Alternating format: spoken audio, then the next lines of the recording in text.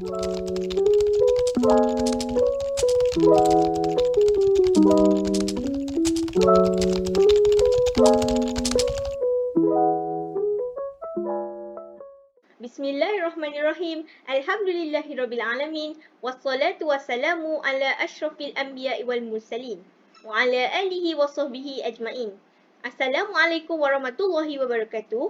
Salam ukhuwah, salam kasih sayang dan salam satu Malaysia.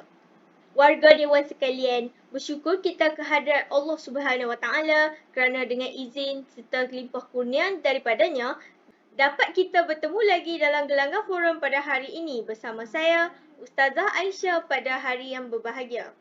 Hadirin yang dirahmati Allah sekalian, sebelum saya memperkenalkan ahli-ahli panel kita pada hari ini, kita sedia maklum, pemakaian menjadi kayu ukur masyarakat pada hari ini dalam menilai kemajuan seseorang. Di barat, mereka yang berpakaian yang kemas dan berprotokol dilihat lebih maju ke hadapan walaupun pakaian yang mereka pakai tersebut mendedahkan bahagian anggota tubuh yang mesti ditutup iaitu aurat. Masyarakat Islam semakin terikut-ikut cara pemakaian yang datang daripada pihak luar sehingga menjadikan pemikiran mereka diracuni bahawa pemakaian dalam Islam adalah kuno dan kolot, seakan-akan Islam merupakan agama yang mundur dan tidak menepati putaran masa yang saban. Semakin canggih dan maju.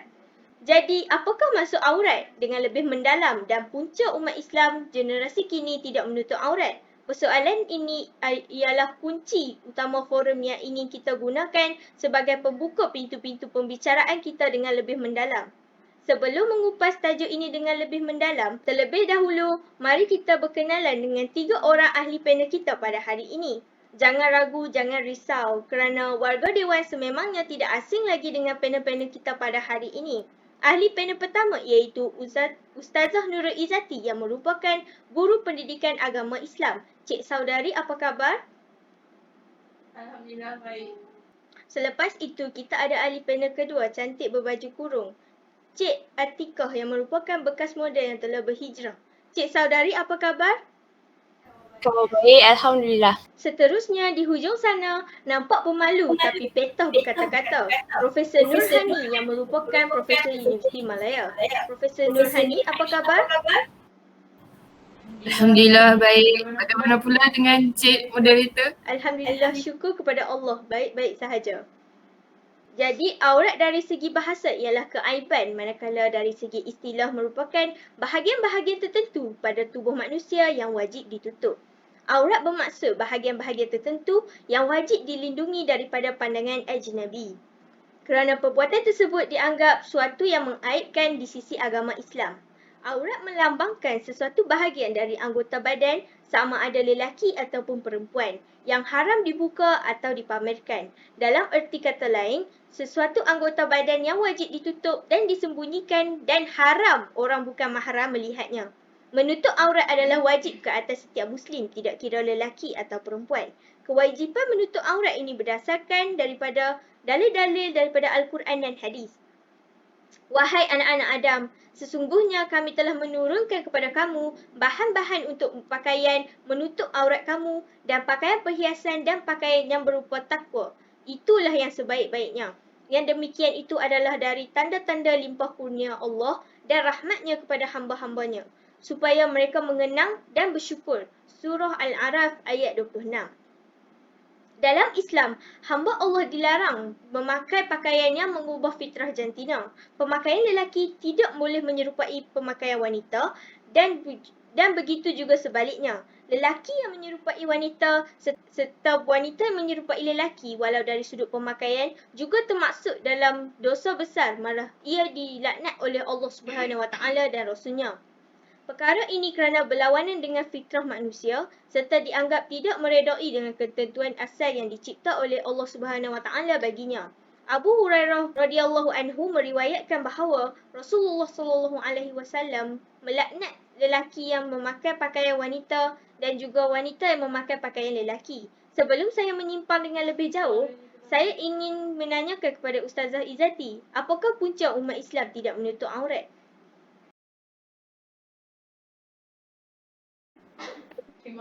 Terima kasih Cik Moderator. Assalamualaikum dan salam sejahtera terlebih dahulu saya ucapkan kepada semua. Pada hari ini saya akan membincangkan tentang fashion dan aurat dari aspek pengaruh barat. Kita sedar bahawa sejak fashion barat diperkenalkan di negara kita pada awal 1990, ramai yang mengikut jejak fashion barat perlahan demi perlahan secara diam pada peringkat awal. Namun sejak akhir-akhir ini, kebanyakan remaja mula tidak segan untuk menonjolkan aurat melalui pemakaian yang dikatakan fashion yang mengikut trend tanpa ada segan silu.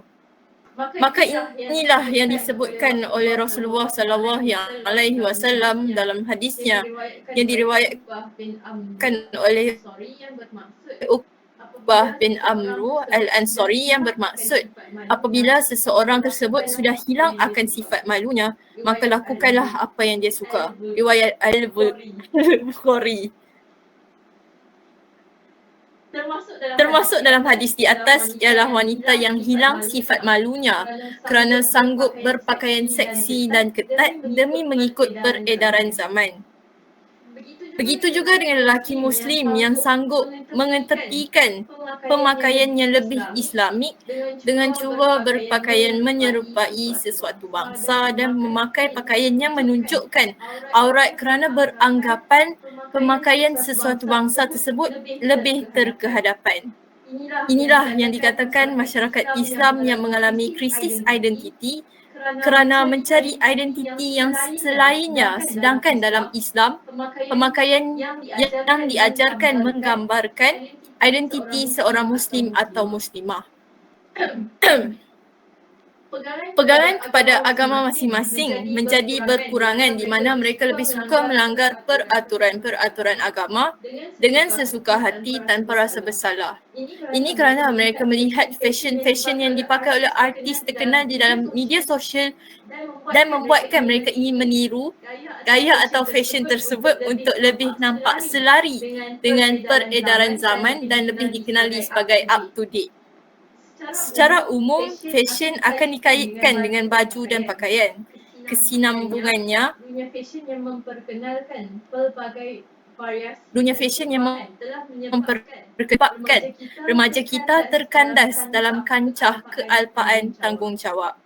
Dewasa ini, kebudayaan barat sudah mendominasi segala aspek, lebih-lebih lagi dalam aspek fashion dan aurat.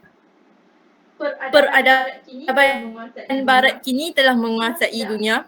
Islam tidak ada menetapkan secara khusus bagaimana bentuk pemakaian bagi seseorang Muslim atau Muslimah, seperti perlu memakai kain buatan apa, jenis apa, berapa helai, warna apa dan sebagainya. Kreativiti dalam pemakaian adalah terserah pada individu tersebut mengikut kesesuaian tempat dan masanya selagi mana ia tidak melanggar batasan syarak. Perkara tersebut termasuk dalam urusan keduniaan yang Rasulullah SAW menyerahkan kreativitinya kepada manusia itu sendiri untuk berfikir. Pemakaian takwa inilah yang disebutkan oleh Allah dalam firman-Nya yang bermaksud, "Wahai anak cucu Adam, sesungguhnya kami telah menyediakan pakaian untuk menutup auratmu dan perhiasan bagi kamu, tetapi pakaian takwa itulah yang terbaik." Demikianlah sebahagian tanda-tanda kekuasaan Allah. Semoga mereka beringat. Surah Al-A'raf ayat 26. Seperti yang diketahui, fashion berubah-ubah mengikut perkembangan semasa globalisasi dan aspek perubahan pula berlainan dan termasuklah pakaian, telefon bimbit, fashion, rambut dan sebagainya. Dalam segi pakaian juga, masyarakat kita telah banyak mengikuti trend dari barat untuk memakai pakaian yang ketat dan tidak sesuai dipakai di luar. Kita perlu sedar bahawa fashion barat tidak menitik beratkan maruah si pemakainya dan ia agak berbeza dengan fashion tradisional masyarakat tempatan yang penuh kesopanan. Banyak nas dalam Al-Quran dan Al-Hadis yang menjelaskan bahawa Islam meraihkan kecantikan, bahkan menuntut manusia yang memperlihatkan diri mereka dalam keadaan yang cantik dalam masa yang sama sunyi daripada sifat riak dan takabur. Ia dianggap sebagai memperlihatkan nikmat yang diberikan oleh Allah ke atas dirinya. Justru, apa yang ingin diperlihatkan oleh nikmat Allah bukan untuk kebanggaan diri mereka. Apa yang diperlihatkan tersebut merupakan sebagai salah satu tindakan mensyukuri nikmat Allah dengan menggunakan pada landasan yang betul. Perubahan fashion pakaian daripada tradisi seperti baju kurung dan baju kebaya pada pakaian yang lebih moden dan bergaya akan menghakis ciri-ciri menutup aurat seperti yang dituntut dalam Islam pada tahun 2006. Bagi mereka, pakaian tradisional dianggap lapuk di telan zaman. Memakai pakaian hendaklah mengikut peraturan yang telah ditetapkan oleh syarak, walaupun dengan fashion terkini sekalipun. Antara perkara yang perlu diraih dalam pemakaian dalam Islam adalah menutup aurat. Aurat perempuan adalah seluruh badan melainkan muka dan dua kawasan telapak tangan. Al-Qadi, Iyad dan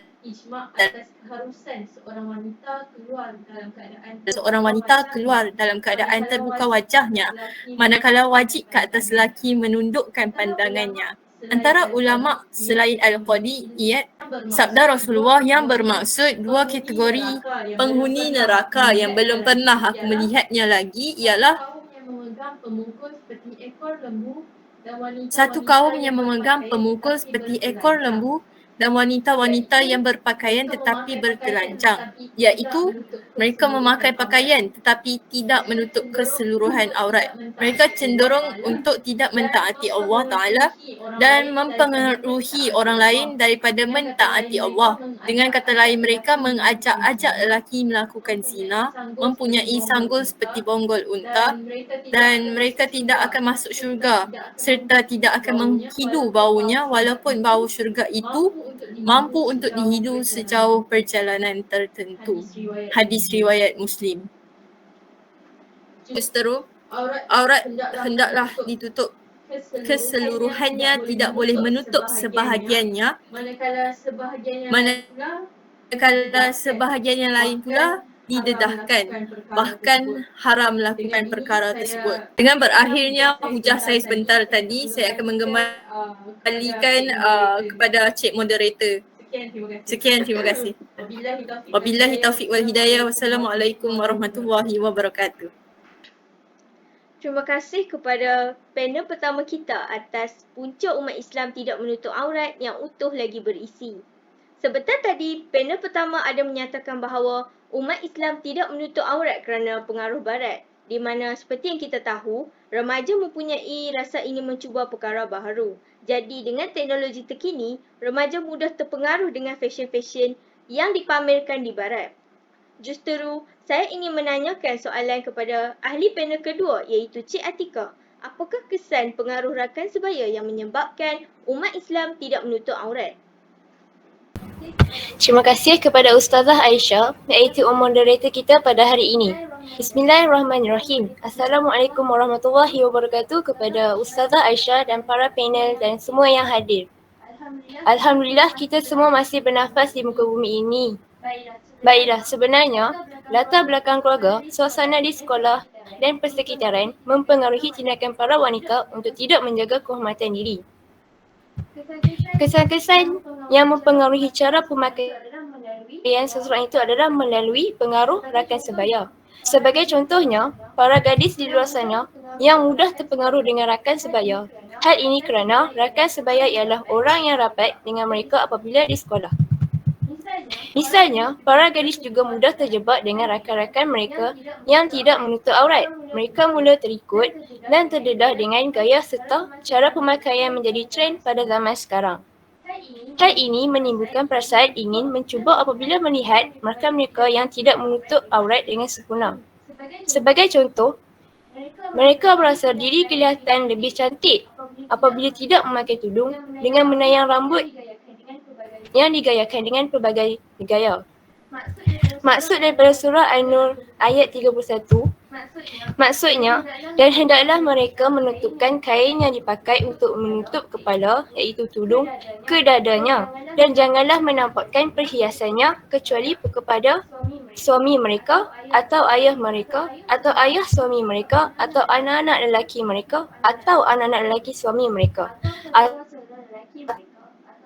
atau saudara-saudara lelaki mereka atau anak-anak lelaki kepada saudara-saudara lelaki mereka atau anak lelaki kepada saudara-saudara perempuan mereka atau wanita-wanita Islam atau budak-budak suruhan yang mereka miliki atau pelayan-pelayan lelaki yang tidak mempunyai keinginan terhadap wanita atau anak-anak yang belum mengerti tentang aurat wanita.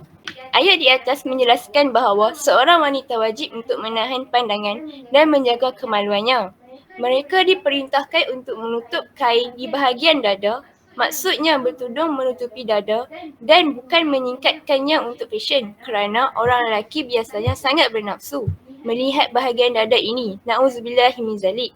Dan kerana itulah diperintahkan wanita untuk menutup bahagian dadanya dengan tudung labuh. Misalnya, para gadis juga mudah terjebak dengan rakan-rakan mereka yang tidak menutup aurat. Mereka mula terikut dan terdedah dengan gaya serta cara pemakaian menjadi trend pada zaman sekarang. Hal ini menimbulkan perasaan ingin mencuba apabila melihat rakan mereka yang tidak menutup aurat dengan sempurna. Sebagai contoh, mereka merasa diri kelihatan lebih cantik apabila tidak memakai tudung dengan menayang rambut yang digayakan dengan pelbagai cara. Hadirin sekalian, selain itu juga, mereka berkawan dan bergaul dengan rakan yang kurang didikan agama dan pendedahan tentang menutup aurat dengan lebih mendalam. Hal ini dikatakan demikian kerana kebanyakan rakan yang kurang didikan agama dipengaruhi oleh latar belakang keluarga mereka. Sikap tidak ambil peduli daripada keluarga rakan sebaya menyebabkan mereka mengambil mudah berkaitan menutup aurat. Hal ini menyebabkan lebih ramai wanita tidak menutup aurat dengan sempurna walaupun diberi pendedahan kepada mereka. Akhir sekali, kita sebagai hamba Allah wajiblah menjaga aurat kita dengan sempurna supaya dapat menjaga kehormatan diri kita sendiri dan menampakkan jati diri sebagai Muslim dan Muslimah. Terima kasih kepada ahli panel kedua atas pandangan yang amat bernas sebentar tadi. Sekarang sudah terang lagi bersuluh bahawa sebenarnya rakan sebaya memberi impak yang besar kepada masalah yang kita hadapi. Panel kedua ada menyentuh di mana umat Islam boleh terpengaruh untuk tidak menutup aurat apabila bergaul dengan rakan yang tidak menutup aurat. Hal ini kerana rakan sebaya merupakan orang yang paling rapat dengan kita selain keluarga. Jadi kita akan mudah terikut dengan gaya atau fashion rakan sebaya. Jika dua orang panel kita telah mengolah tentang pengaruh budaya barat dan rakan sebaya, oleh itu persoalan saya kepada ahli panel ketiga kita iaitu Profesor Nurhani ialah apakah faktor lain selain budaya barat dan rakan sebaya yang dapat mempengaruhi umat Islam untuk tidak menutup aurat? Dipersilakan. Bismillahirrahmanirrahim. Assalamualaikum. Terlebih dahulu terima kasih saya ucapkan kepada Ustazah Aisyah sebagai moderator pada hari ini. Dan terima kasih kerana menjemput saya untuk berbicara dalam majlis forum ini. Untuk menjawab persoalan ini, saya pasti bahawa masyarakat telah pun sedia maklum bahawa isu-isu berkaitan dengan masalah fashion dan aurat di kalangan anak-anak masa ini merupakan satu isu yang sudah pun berleluasa seperti cendawan tubuh selepas hujan. Jadi, hadirnya saya di sini adalah untuk mengulaskan isu mengenai fashion dan aurat yang kini semakin tidak terkawal dalam kalangan anak-anak dek kerana mereka telah lalai di bawah arus pemodenan dan juga kerana faktor-faktor yang lain. Hadirin yang dirahmati Allah sekalian, di dalam ulasan saya ketika ini, saya ingin menekankan bahawa isu ini semestinya berkait rapat dengan didikan ibu bapa. Hal ini demikian kerana ibu bapa merupakan suri teladan kepada anak-anak. Anak-anak juga merupakan ujian dan mendidik mereka merupakan tanda pengabdian kita kepada Allah. Sebagaimana firman Allah Subhanahu Wa Taala dalam surah Al-Anfal ayat 27 dan 28 yang bermaksud, "Wahai orang-orang yang beriman, janganlah kamu mengkhianati amanah Allah dan Rasul-Nya dan janganlah kamu mengkhianati amanah-amanah kamu sedangkan kamu mengetahuinya. Dan ketahuilah bahawa harta benda kamu dan anak-anak kamu adalah ujian bagi kamu dan sesungguhnya Allah di sisinya pahala yang besar." Al-Anfal 27-28. Pemikir tersohor dan tokoh ilmuwan disegani di negara kita, Profesor Diraja Ungku Aziz pernah mengatakan bahawa rumah merupakan universiti pertama bagi anak-anak dan ibu bapa pula merupakan profesor pertama bagi mereka. Ibu bapalah yang mengemudi, menakodai dan mentakdir mahligai kebahagiaan seyogianya menjadi entiti misali, karakter dan ikon yang syumul lagi menyeluruh kepada anak-anak. Ustazah Siti Nurbahiyah juga pernah berkata bahawa ibu bapa merupakan idola kepada anak-anak. Justru ibu bapa seharusnya menunjukkan contoh yang terpuji kepada anak-anak. Nabi Muhammad SAW pernah bersabda, anak-anak diibaratkan sebagai sehelai kain putih yang suci lagi kudus. Ibu bapalah yang bertanggungjawab mencorakkan masa kelak anak-anak sama ada seindah warna pelangi atau semalap-gelap. Jika merah, ia merah. Jika biru, ia biru. Dan jika kuning, ia kuning. Hasil acuan yang cerah atau gelap bergantung kepada ibu bapa. Didikan agama dan murid ialah hiasan diri terakhir kita sebelum kita kembali ke pangkuan ilahi yang akan mengadili kita di rumah keadilan. Ibu bapa seharusnya memberikan didikan agama yang syumul kepada anak-anak sejak kecil lagi. Rasulullah pernah bersabda, anak-anak dilahirkan dalam keadaan fitrah, kedua-dua orang tuanya yang menjadikan mereka Majusi, Nasrani dan Yahudi. Jadi, tidak dapat dinafikan lagi bahawa didikan agama merupakan perisai yang ampuh untuk menangkis gejala negatif seperti ini. Lantaran itu, ibu bapa seharusnya membibitkan dan mengindoktrinasikan ajaran agama setekuh tembok besar Cina kepada anak-anak mereka yang acap kali tersasar laluan sehingga dihanyut oleh arus Indonesia yang bercanggahan dengan ajaran agama Islam. Ibu bapa sewajarnya menanam nilai-nilai murni dan ajaran agama di dalam kalbu anak-anak yang dianalogikan berumur setahun jagung dan darah setampuk pinang. Imam Al-Ghazali pernah mengatakan, jika hendak melihat masa depan negara, lihatlah remaja sekarang. Pernyataan di atas menjadi bukti yang konkret bahawa pentingnya ajaran agama dalam mendidik anak-anak. Sebagai contoh, ibu bapa harus menghantar anak-anak mereka ke kelas keagamaan agar mereka dapat mempelajari dan lebih mendalami hal ilmu agama, dan hal ini sekaligus dapat menyedarkan mereka supaya memakai pakaian yang sopan dan menutup aurat dengan sempurna. Kerana saya yakin bahawa setiap kelas keagamaan pastinya menekankan isu pemakaian yang baik selain isu solat dan sebagainya. Sebagai contoh, kelas agama pastinya menetapkan peraturan agar setiap pelajar lelaki dan perempuan untuk menutup aurat dengan sempurna dan tidak berfashion dengan berlebihan. Hadirin sekalian, apakah hukum aurat ibu bapa dengan anak-anak? Adakah boleh bertukar baju di hadapan mereka? Ketahuilah bahawa aurat di antara ibu bapa di hadapan anak-anaknya adalah pusat dan lutut. Oleh itu, haram bagi kedua-duanya menukarkan pakaian di hadapan anak-anak mereka jika perbuatan itu boleh mendedahkan aurat yang haram dilihat. Ibu bapa juga wajib menutup bahagian tubuh yang boleh menaikkan syahwat dan fitnah walaupun bukan kategori aurat. Meskipun di hadapan mahram sendiri, kecuali di hadapan anak-anak mereka yang belum mencapai umur mumayyiz.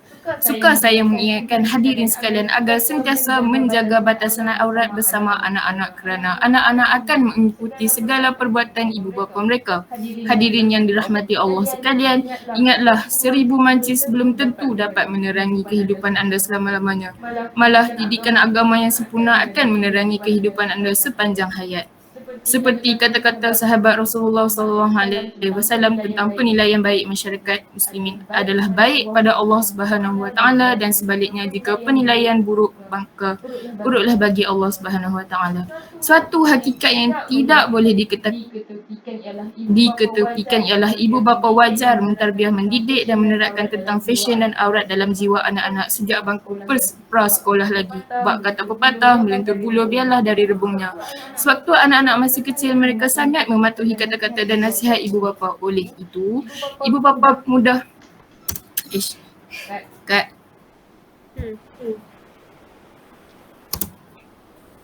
Oleh itu, ibu bapa mudah memberitahu dan mendidik mereka amalan yang berunsur positif seperti menutup aurat dengan sempurna serta menutup pakaian dengan sopan. Anak-anak mudah dipengaruhi ketika mereka masih kecil. Mereka tidak akan mengingkari nasihat ibu bapa dan mengikut segala ajaran ibu bapa mereka. Dengan cara ini, didikan mengenai fashion yang tidak keterlaluan dan sopan serta menutup aurat dengan sempurna secara tidak langsung mudah berakar umbi dalam hati anak-anak. Sekiranya didikan dan ajaran seperti ini diberikan sewaktu belia, anak-anak yang berdarah muda sukar untuk mempedulikan ibu bapa mereka lagi. Dan nasihat ini hanyalah bagai mencurahkan air ke daun keladi. Secara amnya, ibu bapa lah yang melahirkan anak-anak dan membawa mereka ke alam fana ini. Sekiranya mengajar anak-anak bukan tanggungjawab mereka, maka siapa lagi yang akan bertanggungjawab dalam hal ini? Oleh itu, ibu bapa perlu menerapkan dan mendidik tentang fashion dan aurat sedikit demi sedikit dalam sanubari anak-anak sejak kecil. Misalnya, ibu bapa yang merupakan guru terawal kepada anak-anak perlu menerangkan tentang didikan agama seperti menjaga pemakaian yang sopan dan menutup aurat dengan sempurna. Natijahnya, anak-anak dapat mendalami dan menjadikan didikan ibu bapa sebagai garis panduan dalam kehidupan mereka. Ingatlah bahawa segala-galanya bermula di rumah. Begitulah ungkapan kalimah tokoh filsuf terkenal Franklin D. Roosevelt. Maka ibu bapa lah yang bertindak sebagai ejen pencorak utama karakter utama agar anak-anak menjadi model insan yang berketerampilan dan berdaya saing. Tokoh-tokoh pujaga pernah menukilkan bahawa benih yang bernas apabila jatuh ke laut menjadi pulau, terlontar ke udara menjadi kejora dan jatuh ke bumi menjadi penawar. Tegasnya, ibu bapa perlulah menjunjung amanah untuk mendidik anak-anak tentang hal ini dengan baik. Alhamdulillah, sekian sahaja daripada saya. Sesungguhnya yang baik itu datang daripada Allah Subhanahu Wa Taala dan yang buruk itu adalah kesalahan saya sendiri. Sekian, terima kasih. Saya serahkan semula kepada saudari moderator. Terima kasih saya ucapkan kepada ketiga-tiga ahli panel kita kerana sudi hadir dan sudi menyuarakan pendapat masing-masing.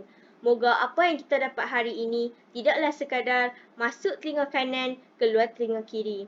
Nampaknya masa amat mencemburui kita. Sebelum kita berakhir, mari sama-sama menepuk tangan untuk diri sendiri kerana berjaya untuk tekun dan mendengar perbincangan kita pada hari ini. Kesimpulannya, perkara yang berkaitan dengan masalah ini sebenarnya bukanlah suatu perkara yang patut kita pandang remeh. Masalah berkaitan dengan fashion dan aurat ini sememangnya perlu dibendung sejak awal lagi kerana potensi masalah ini untuk menular sangatlah tinggi. Hal ini kerana pada era modernisasi dan globalisasi ini, kemudahan akses internet yang canggih, anak-anak muda pada generasi ini mudah terpengaruh dengan fashion pada zaman sekarang. Sebagai contoh, video-video berkaitan dengan OOTD yang bermaksud Outfit of the Day di media sosial seperti TikTok dan Instagram yang menayangkan fashion-fashion yang tidak menepati aurat. Bagi perempuan, bermula dengan mengeluarkan anak-anak rambut, kemudian tidak menutup leher mereka. Bagi lelaki pula memakai seluar yang tidak menutup lutut atau tidak menutup pusat mereka. Perbuatan ini akan menyebabkan mereka membuka semua aurat mereka. Oleh itu, setiap pihak terlibat dalam membanteras masalah ini. Sebelum kita menunding jari kepada mana-mana pihak, eloklah kita renung-renungkan sejenak. Lautan itu dunia, bahtera itu kita. Kemudian itu agama, peliharalah bahtera daripada karam di lautan dunia. Sebelum mengakhiri bicara forum kita pada hari ini, terimalah serangkap pantun yang berbunyi, tuailah padi antara masak, esok jangan layu-layuan. Lantailah kami antara nampak, esok jangan rindu-rinduan. Sekian saja untuk hari ini. Terkasar bahasa, tersilap bicara. Mohon dimaafkan. Sesungguhnya yang baik itu datangnya daripada Yang Maha Pencipta, yang kurang elok itu datangnya dari kekilafan diri kami sendiri. Wallahu alam. Saya akhiri forum kita pada petang ini dengan lafaz yang mulia. Wabillahi taufiq wal hidayah. Wassalamualaikum warahmatullahi wabarakatuh. Senyum sikit.